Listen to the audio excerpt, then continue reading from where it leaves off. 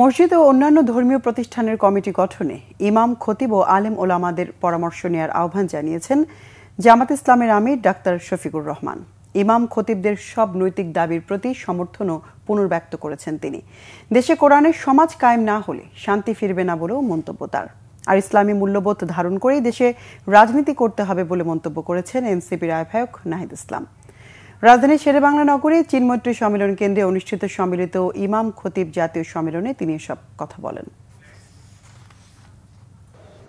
এদেশের 90% মুসলমান আল্লাহর উপর ঈমান রাখে, আল্লাহর কোরআনকে মানে, নবী করিম সাল্লাল্লাহু আলাইহি সাল্লামকে শেষ পয়গম্বর স্বীকার করে। এই দেশে আইন চলবে কোরআনের মতবাদে ইনশাআল্লাহ। এই জায়গায় যতদিন পর্যন্ত আমাদের দেশ না আসবে, এদেশে আমরা কোনো সত্যিকারের মানবিক সমাজ কায়েম করতে পারব না। বলবেন তাহলে এই দেশে অন্য ধর্মের মানুষ যারা আছে তাদের কি হবে? কোরআন শুধু মানুষের সম্মানের গ্যারান্টি দেয় নাই, অধিকারের ওয়ারেন্টি দেয় নাই, কোরআন সমস্ত মখলুকাতের অধিকারের ওয়ারেন্টি দিয়েছে। মসজিদ কমিটি হবে ইমাম এবং খতিব সাহেবের পরামর্শের ভিত্তিতে। এই কমিটির প্রাণ পুরুষ হলেন খতিব কিংবা ইমাম। তাকে বাদ দিয়ে নয়, তাকে সহযোগিতা করার জন্য এই কমিটি হবে। ইসলামী মূল্যবোধকে ধারণ করে বাংলাদেশে রাজনীতি করতে হবে। আমরা এটা দৃঢ়ভাবে বিশ্বাস করি। বাংলাদেশে বিগত 16 বছর ইসলাম বিরোধীদের প্রশ্রয় দেওয়া হয়েছে। আওয়ামী লীগ ইসলাম বিরোধী রাজনীতি করেছে, আওয়ামী লীগ ভারতের দালালি করেছে।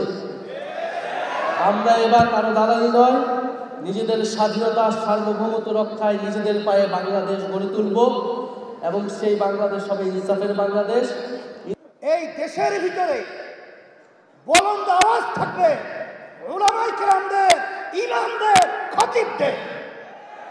এই দেশের মধ্যে আর নাস্তিকতা এবং যারা নাকি বিশেষ করে ফ্যাসিস্ট, খুনি, চাঁদাবাজ, এদের দৌরাত্ম্য বাংলা জমিনের শেখ আলেম ওলামার বাংলা আজকে মাটি তৈরি হয়েছে। আমাদের আওয়াজ তুলতে হবে, ইমামদের ইজ্জত রক্ষা করতে হবে, খতিবদের ইজ্জত রক্ষা করতে হবে। পরিচালনার মূলনীতিতে শহীদ রাষ্ট্রপতি জিয়াউর রহমান মহান আল্লাহর উপর আস্থা এবং বিশ্বাস স্থাপন করেছিলেন। প্রস্তাবনায় এবং রাষ্ট্র পরিচালনার মূলনীতি অনুচ্ছেদ 8-এ সেইটা আওয়ামী ফ্যাসিস্ট গোষ্ঠী সংবিধান থেকে উচ্ছেদ করে দিয়েছিলেন, আপনারা জানেন। সেটা ইনশাআল্লাহ পুনর্বহাল করা হবে।